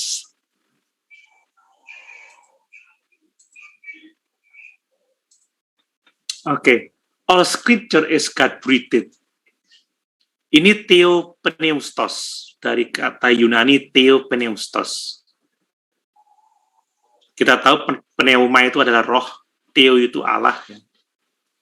Ini God-breathed atau inspired by God. Diinspirasi dari Tuhan. Referring to a communication from deity. Jadi menunjuk kepada komunikasi dari kealahan gitu loh. God-breathed. Jadi itu hasil dari komunikasi dari Allah, hasil dari inspirasi Allah. Orang menulis atas dorongan, atas gerakan, atas tuntunan, atas kuasa Roh Kudus. Seperti itu. Jadi theopneustos, God-breathed dari kata theopneustos, diilhamkan. Seperti itu. Kemudian fakta inspirasi ini, God-breathed cakupannya apa? Segala tulisan yang diilhamkan. Dan segala tulisan yang diilhamkan itu kita mempunyainya dalam kitab 66 kitab kanonik ya. Jadi ini yang kita punya. Jadi PL ada 39 dan PB ada 27. Jadi tidak ada kitab lain yang diinspirasikan selain Alkitab 66 buku dalam Alkitab, PL 39 dan PB 27. Nah, tujuannya jelas ya, untuk mengajar, teaching, menyatakan kesalahan, correcting, memperbaiki kelakuan dan mendidik orang dalam kebenaran. Jadi kalau kita mau mengajar, mau merubah hidup seseorang, ya teach the Bible, gitu. Ajarkan Alkitab. Karena Alkitab itu God-breathed, theopneustos, word of God, kan begitu. Wahyu yang tertulis. Makanya khotbah yang mengubah hidup adalah khotbah yang mengajarkan Alkitab. Seperti itu.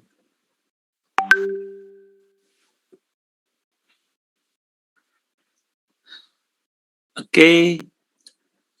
Teori inspirasi itu ada 3 ya. Jadi ada dikte, ini yang salah, kita tidak menganut teori dikte ini. Ini teori paling ekstrim ya. Orang didikte, hanya jadi mesin ketik aja, alat perekam saja. Atau teori yang bersifat dinamis, ini lebih bebas. Jadi Allah menyesuaikan diri dengan keterbatasan para penulis sehingga ada dijumpai beberapa kekilafan atau kesalahan. Kita tidak juga menganut teori ini, tetapi teori yang kita anut adalah teori pengawasan atau inspirasi organis ini. Teori pengawasan atau inspirasi organis. Jadi Allah yang mengatur segala sesuatunya, mulai dari pilihan orangnya, latar belakangnya, keturunannya. Sebentar, ada tamu. Silakan, Pak.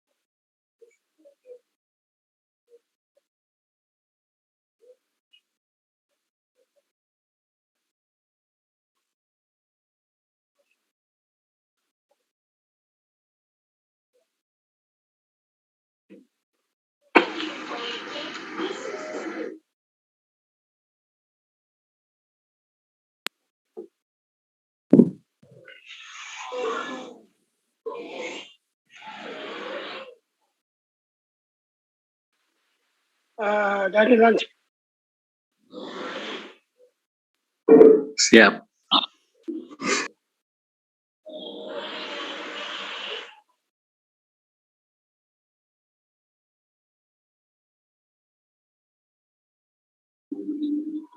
Haleluya, puji Tuhan.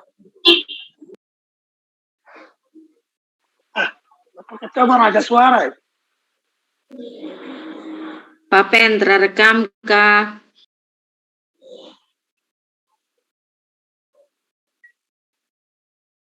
Siap. Ada. Haleluya.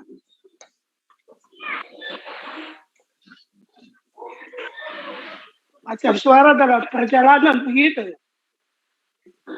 Iya, betul. Aduh, ini saya antena wifi ini ada patah jadi saya sambil melaut.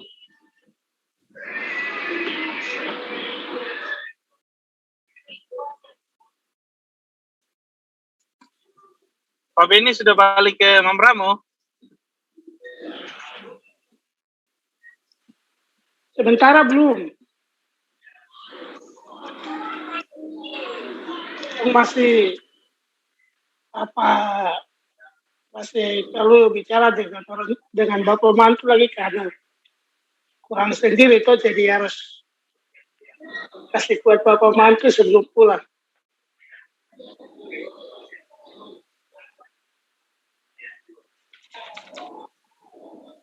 Haleluya, puji Tuhan.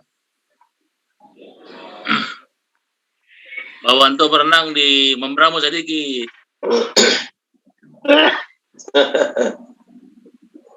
Pak Beni, jangan lupa mampir makan itu B2 yang terkenal di saya lupa tempatnya itu, aduh, enak sekali. Pak Yunus. Ya. Bukan hanya B2. Kemarin saya dapat tawar suruh makan patola. Aduh, haleluya, sudah kalian itu. Dan saya bilang ada. Saya bukan orang Sorong. Kalau saya orang Sorong, saya makan patola. Iya. Dan ada mob itu orang Sorong bilang kalau waktu masa penciptaan itu, kalau orang Sorong yang diciptakan Allah duluan, berarti manusia tidak jatuh dalam dosa karena ular dimakan.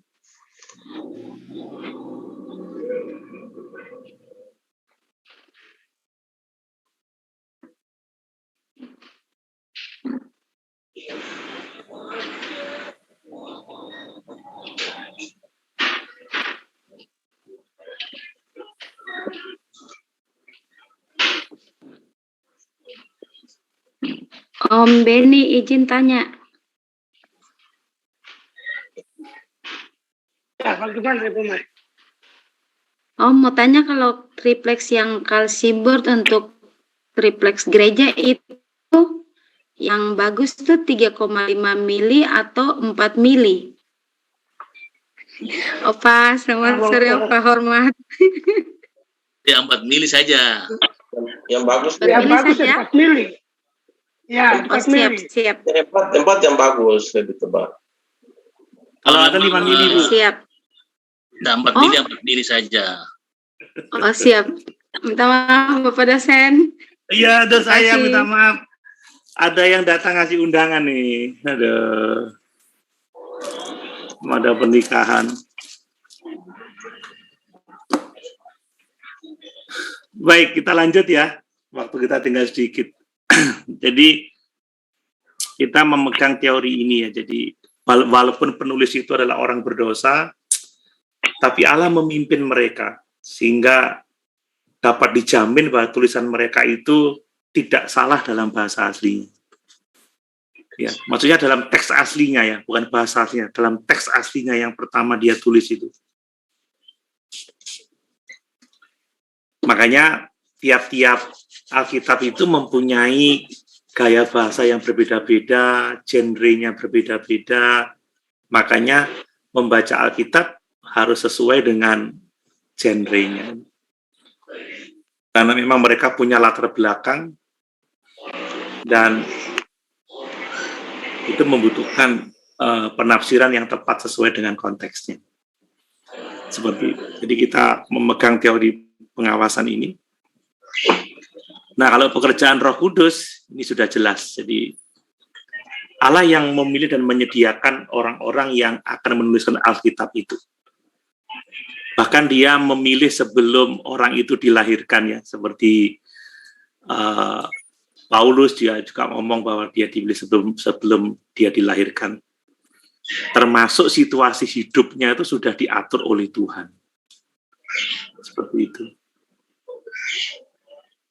Jadi ada orang yang punya pengalaman langsung seperti Musa, dia menulis perjalanannya di padang gurun ya. Penyeberangan Laut Merah, Laut Kosong itu. Kemudian dan Allah menggerakkan penulis juga untuk melidiki fakta-fakta seperti Lukas. Lukas ini dia meneliti.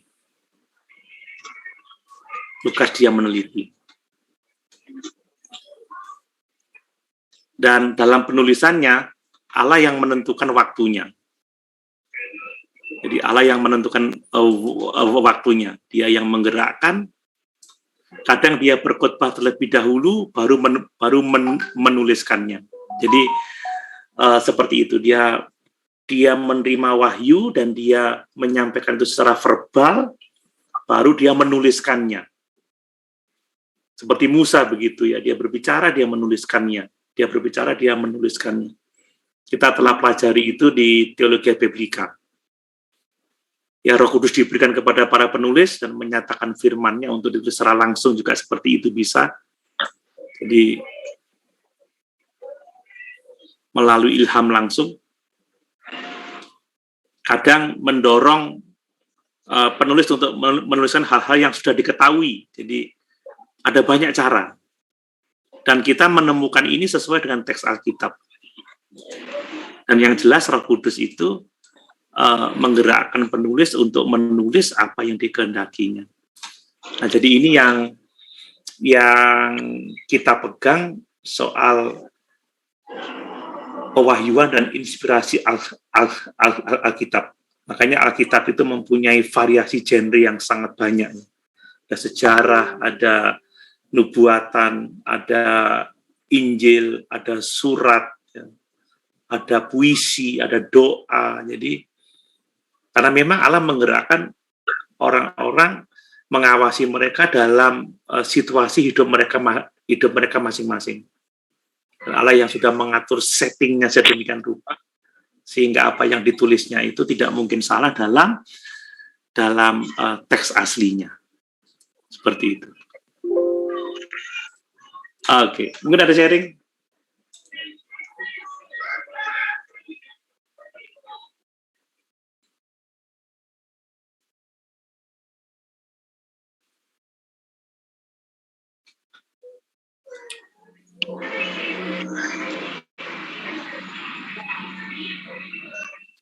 Oke, kalau tidak ada saya lanjutkan mengenai kanon. Jadi kanon ini penting untuk kita pahami. Kanon Alkitab.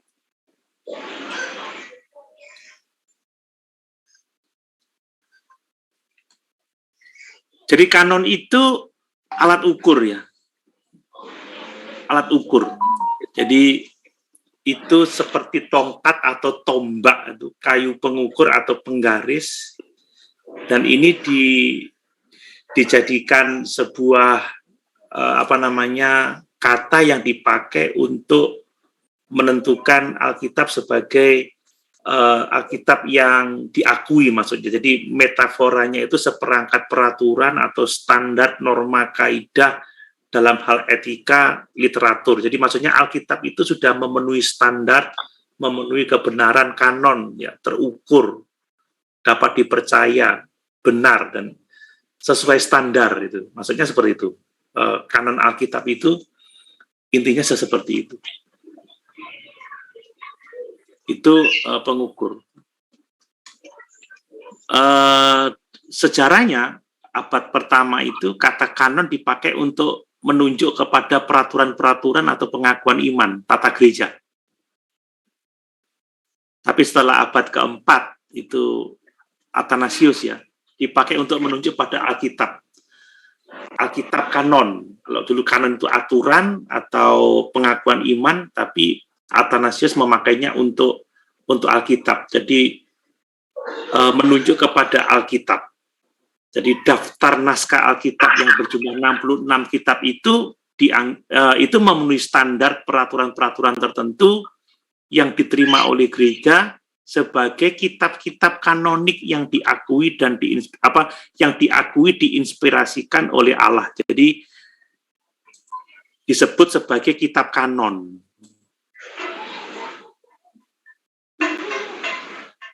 Karena ada banyak kitab memang, jadi yang memenuhi standar sebagai tulisan yang diinspirasikan, itu disebut kitab kanon. Jadi 66 kitab kita PL 39, PB 27 itu disebut sebagai kitab-kitab kanon, karena dianggap memenuhi standar atau peraturan-peraturan tertentu, sehingga dia adalah diketahui sebagai Alkitab yang diinspirasikan.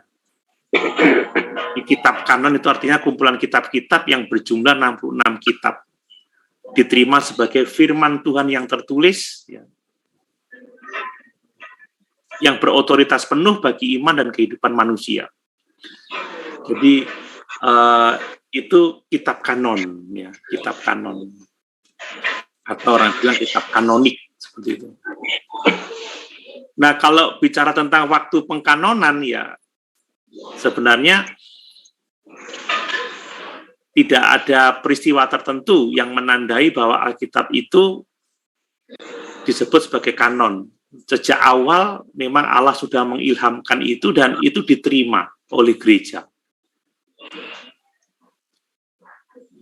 Jadi Alkitab memang tidak datang dari langit seperti itu kan. Jadi secara iman sudah diterima sejak tulisan-tulisan itu ditulis dan dibaca oleh umat. Seperti PL kan sudah diterima sejak awal oleh orang-orang Yahudi dan kemudian orang-orang Kristen awal itu membaca PL. Kemudian surat-surat yang ditulis oleh para rasul itu juga diterima dan dibaca sebagai firman Allah.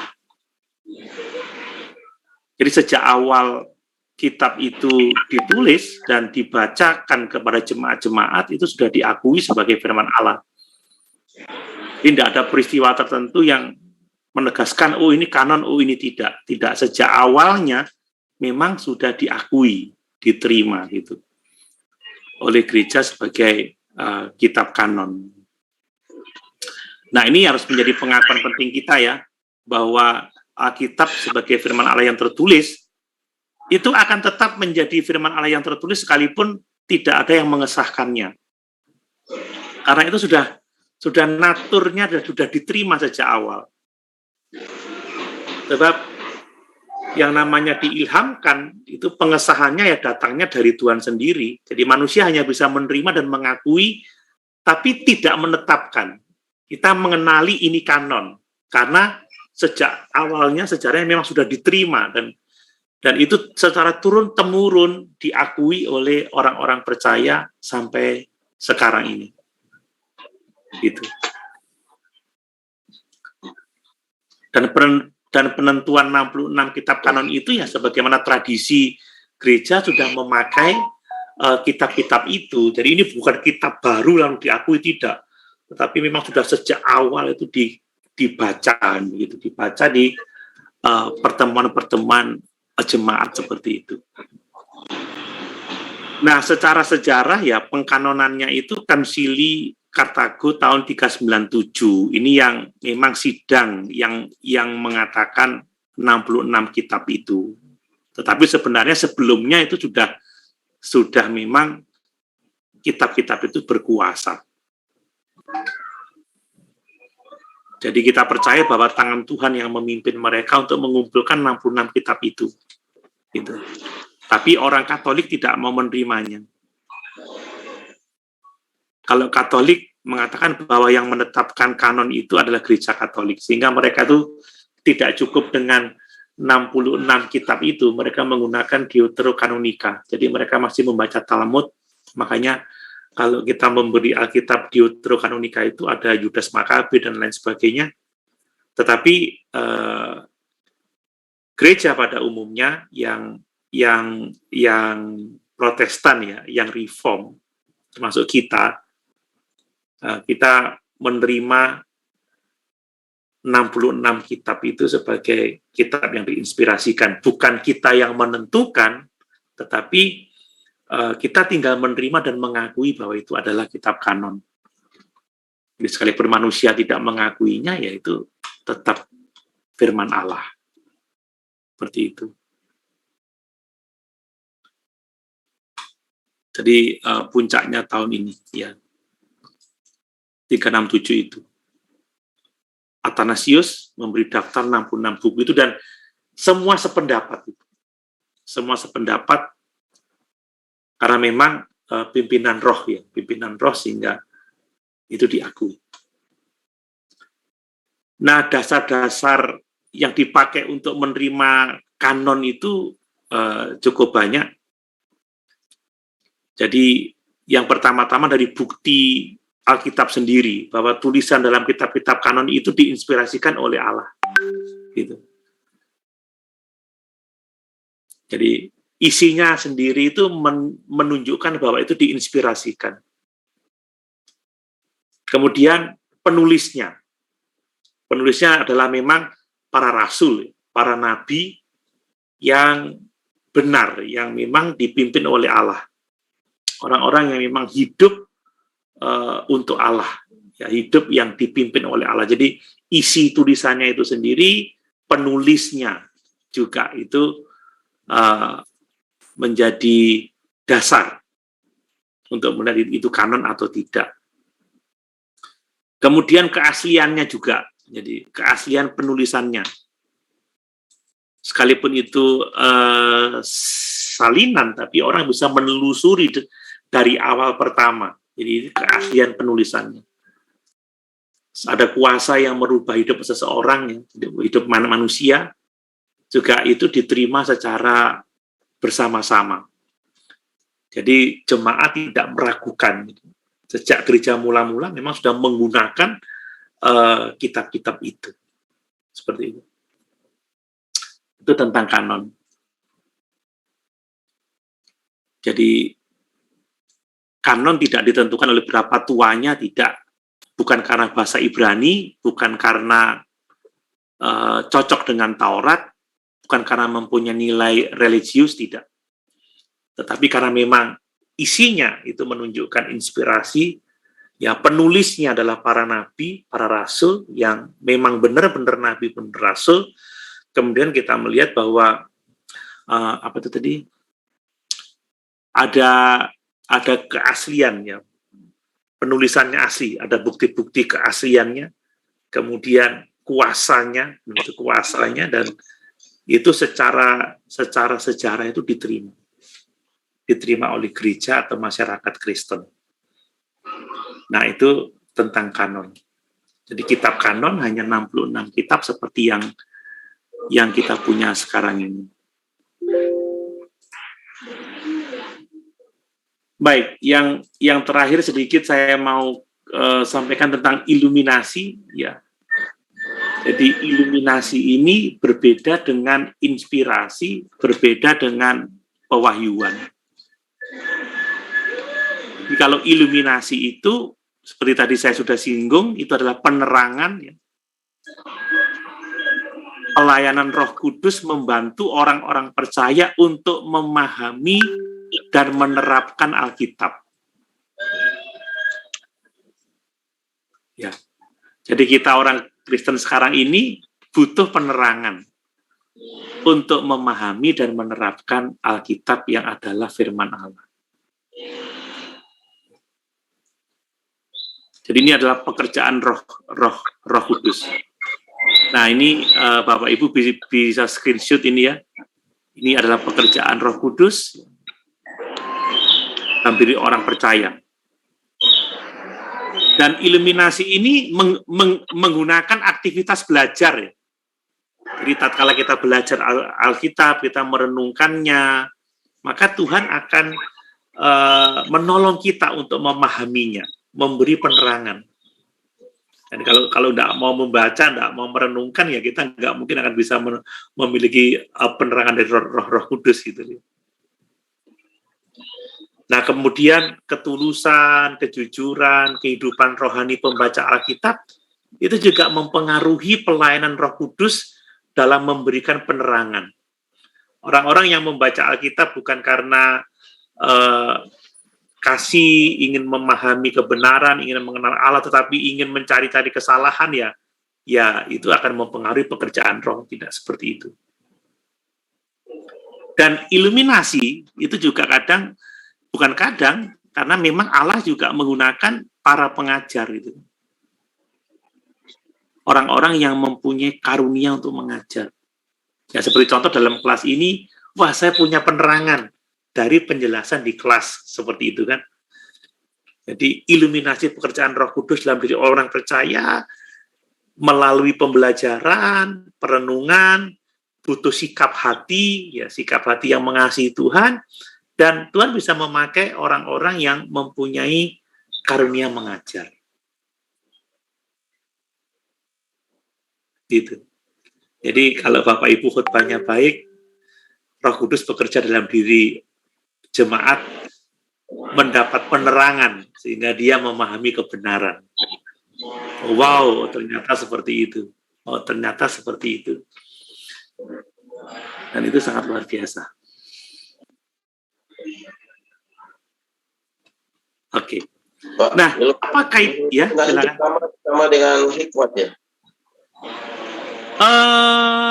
Iya, jadi Allah itu memberikan kepada kita penerangan pengertian, hikmat, menyatakan kebenaran. Iya. Ya, jadi tatkala saya membaca dengan tulus, saya belajar apa yang tidak saya ketahui, tiba-tiba ada penerangan. Oh, maksudnya begini. Tentunya itu juga berkaitan dengan penafsiran, ya. Makanya belajar teologi itu penting, terutama bagaimana kita membaca Alkitab. Saya punya buku How to Read the Bible Book by Book. Itu kita wajib baca itu. Itu bukunya bagus sekali. Coba nanti diklik aja. Itu buku elektronik, ya. How to Read the Bible Book by Book. Itu bagus bukunya.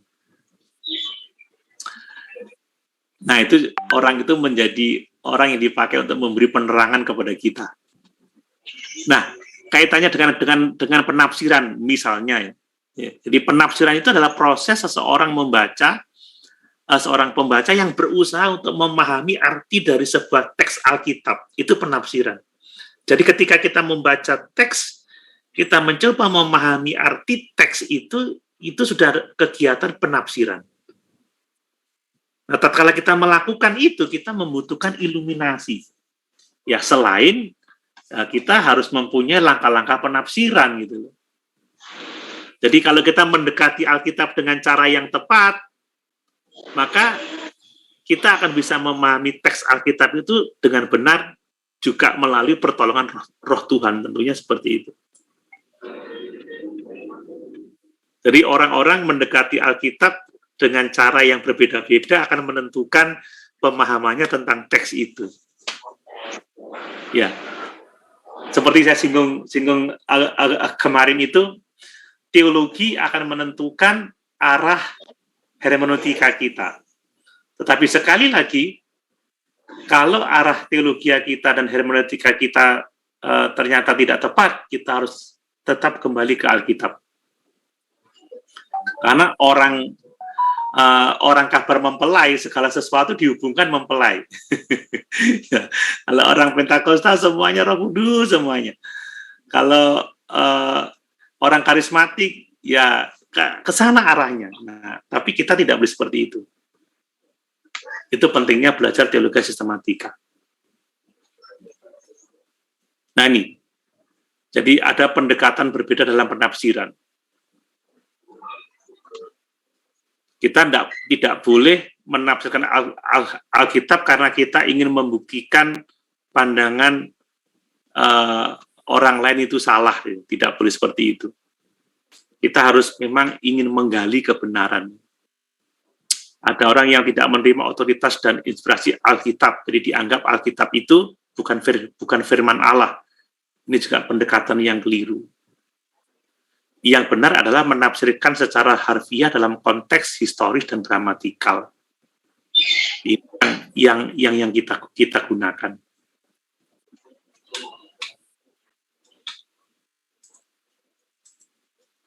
Jadi menafsirkan secara harfiah dalam konteks historis dan gramatikal.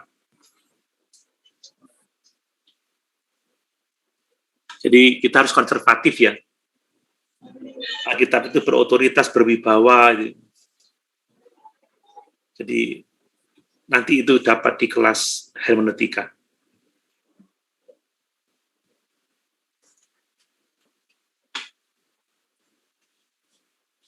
Oke, sedikit tentang penafsiran Alkitab.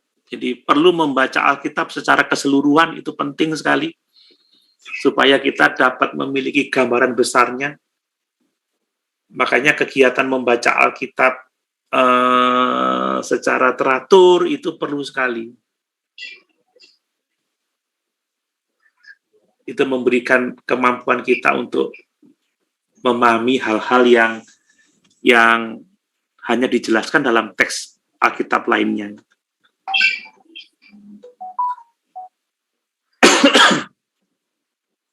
Terus mengamati dengan cermat ya. Ini membaca dengan cermat, berulang-ulang, ini penting sekali. Kadang orang membaca hanya sebagai kewajiban. Pokoknya satu hari 5 pasal.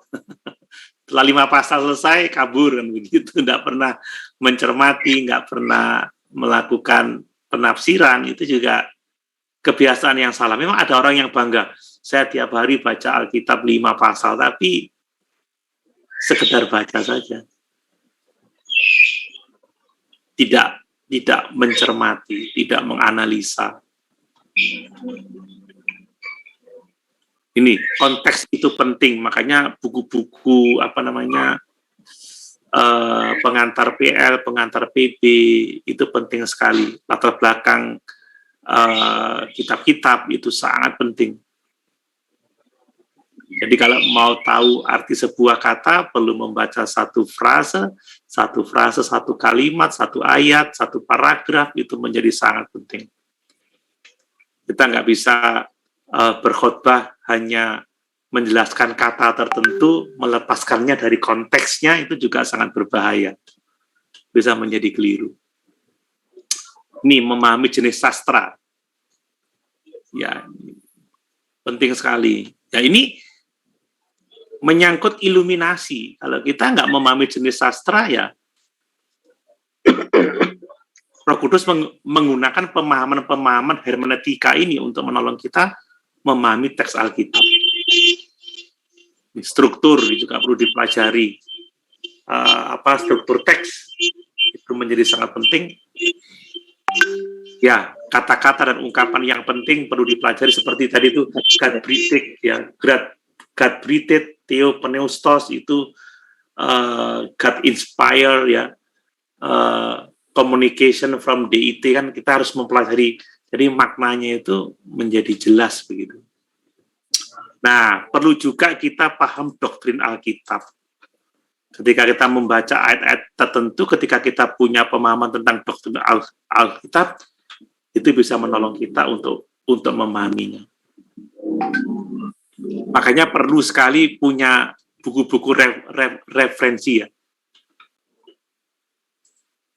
Apalagi kita sudah tingkat analisis, ya, harus punya buku studi Alkitab, konkordasi juga penting, kamus Alkitab, buku doktrin ini penting, komentar-komentar ini penting. Banyak komentator-komentator yang bagus, perlu kita membaca itu. Kadang saya membaca 2-3 komentar untuk memastikan apa yang ingin saya terima sebagai sebuah kebenaran.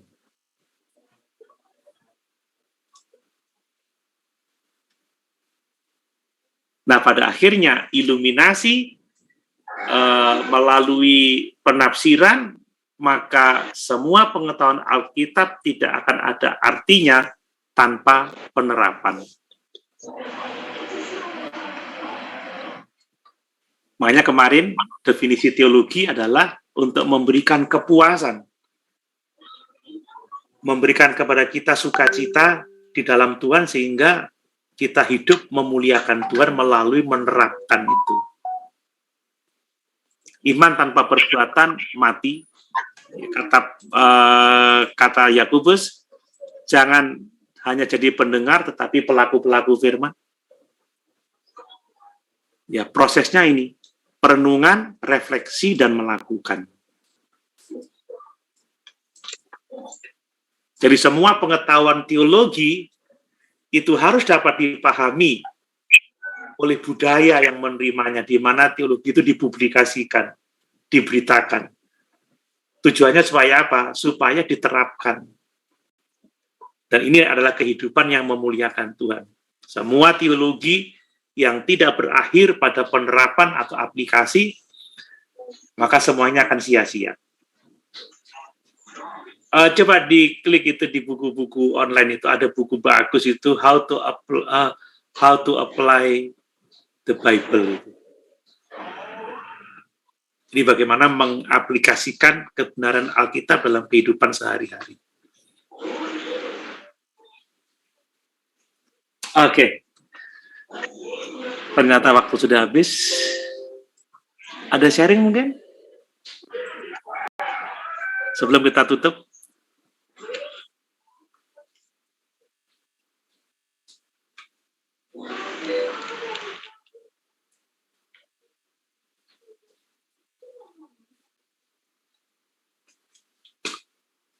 Oke, baik. Kalau tidak ada, kita foto dulu.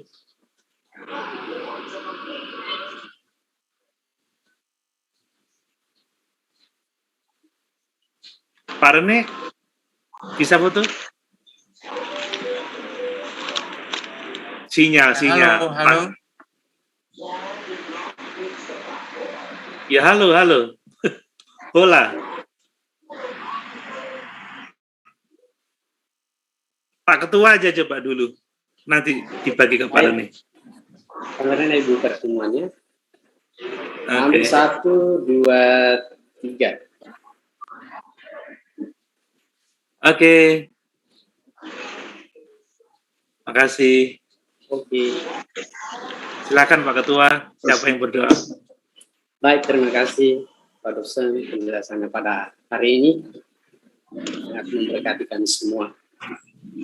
Dan kami terima kasih juga Oma sudah bergabung. Malah. Dan semua rekan-rekan semua mahasiswa sekolah tinggal kita jumpa. Terima kasih. Dan kita mau mengakhiri pembelajaran kita pada hari ini dengan doa, nanti dengan kasih Kristus, Ibu Margareta yang bawa kita dalam doa. Mari kita berdoa. Kemuliaan, pujian, hormat, syukur bagimu Tuhan kami Yesus Kristus. Atas pertolongan Tuhan kami boleh melalui mata kuliah sore hari ini. Terima kasih, kami percaya semua yang kami terima memberkati kami dalam pelayanan.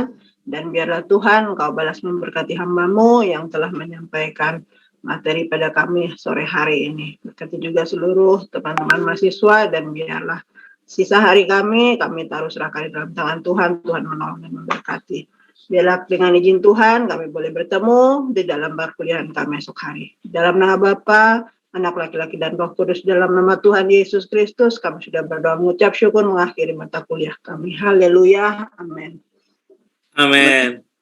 Baik, selamat sore, selamat malam. Tuhan memberkati. Sampai besok, Tuhan berkati. Ya. Sore semua, semuanya. Tuhan berkati. Amin. Besok jam sama, Pak. Besok, maaf, tunggu, saya lihat dulu jadwal saya. Bentar, sabar.